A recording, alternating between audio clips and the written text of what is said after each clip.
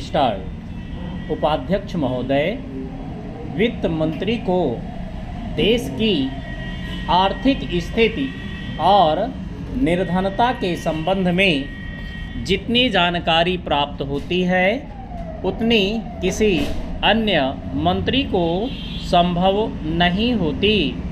Budget बनाते समय वैसे तो बजट में आय व्यय का ब्यौरा होता ही है, लेकिन मूल रूप में देश की आर्थिक नीतियों में किस प्रकार का परिवर्तन हो तथा किस मार्ग पर वह देश को चलाना चाहते हैं, सरकार का लक्ष्य क्या है, इन सब नीतियों का बजट में विवरण होता है। हमारे वित्त मंत्री चाहे जिस पद पर भी रहे हों, चाहे वे मुख्यमंत्री रहे हों या केंद्रीय सरकार में रहे हों, उन्होंने शानदार काम किया। जिस समय उन्होंने बजट प्रस्तुत किया उस समय देश को और विशेष रूप से गरीबों को उनसे बहुत सी आशाएं थीं।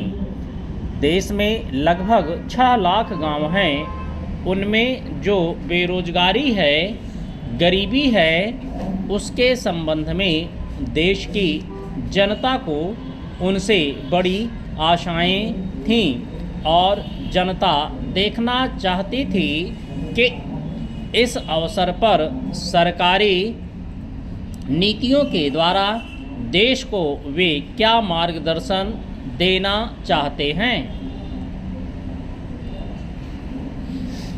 इस दृष्टि से 3 महत्वपूर्ण बातें इस समय देश के सामने थीं।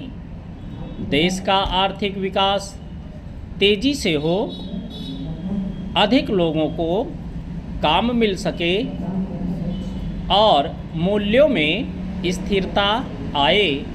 जहाँ तक इन 3 उद्देश्यों का संबंध है, हमने देखा कि उस ओर कुछ प्रयत्न हुए हैं। विशेष रूप से गरीबी हटाओ के संबंध में इस देश में जो चर्चा चल रही है, इस बजट में कुछ सीमा तक उसका उल्लेख मिलता है, क्योंकि जितने भी प्रत्यक्ष कर लगे हैं वे ज़्यादातर धनी लोगों पर और विशेष रूप से